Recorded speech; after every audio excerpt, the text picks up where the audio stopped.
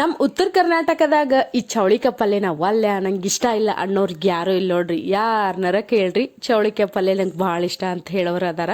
ಇವತ್ತು ನಮ್ಮ ಉತ್ತರ ಕರ್ನಾಟಕ ಸೈಡ್ ನಾವು ಹೆಂಗೆ ಚೌಳಿಕಾಯಿ ಪಲ್ಯ ಮಾಡ್ತೀವಿ ತೋರಿಸ್ತೀನಿ ಬರ್ರಿ. ಮೊದಲ ಚೌಳಿಕಾಯಿನ ಸೋಸ್ಕೊಂಡು ಸ್ವಚ್ಛಗೆ ತೊಳ್ಕೊಂಡು ಈಗ ಹಂಚ ಮೇಲೆ ಹಾಕಿ ನೋಡ್ರಿ. ನೀರೆಲ್ಲ ಸ್ವಲ್ಪ ಹೋಗಿಂದ ಆಮೇಲೆ ಒಂದು ಸ್ವಲ್ಪ ಎಣ್ಣೆ ಹಾಕಿ ಚಂದಾಗ ಹುರ್ಕೋಬೇಕ್ರಿ. ಆಮೇಲೆ ಇವ್ನೀಗ ಒಂದು ಪ್ಲೇಟಿಗೆ ತಗೊಂಡಾತೀನಿ ನೋಡ್ರಿ. ಎಲ್ಲ ಚೌಳಿಕಾಯಿನ ತೊಗೊಂಡು ಈಗ ಒಂದು ಸ್ವಲ್ಪ ಎಣ್ಣೆ ಹಾಕ್ಕೊಂಡು ಸಾಸಿವೆ ಜೀರಿಗೆ ಕರಿಬೇವು ಹಾಕ್ಕೊಂಡು ಆಮೇಲೆ ಒಂದು ಉಳ್ಳಾಗಡ್ಡಿ ಹೆಚ್ಕೊಂಡಿದ್ದು ನೋಡ್ರಿ.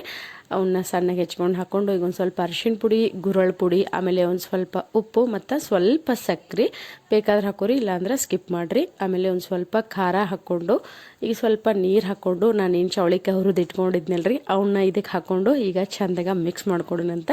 ಆಮೇಲೆ ಇನ್ನೂ ಸ್ವಲ್ಪ ನೀರು ಹಾಕಿ ಚಂದಾಗ ಕುದಿಸ್ಕೊಂಡ್ಬಿಟ್ರೆ ಚೌಳಿಕಾಯಿ ಮಸ್ತ್ ನನಗೆ ರೆಡಿ ಆಯ್ತು ನೋಡ್ರಿ. ಈ ಪಲ್ಯ ಅಂತೂ ನನಗೆ ಭಾಳ ಇಷ್ಟ. ನಿಮ್ಗೆ ಯಾವ ಪಲ್ಯ ನನಗೆ ಕಾಮೆಂಟ್ ಮಾಡಿರಿ. ವಿಡಿಯೋ ಇಷ್ಟ ಆದ್ರೆ ಲೈಕ್ ಮಾಡೋದನ್ನು ಮರಿಬೇಡ್ರಿ.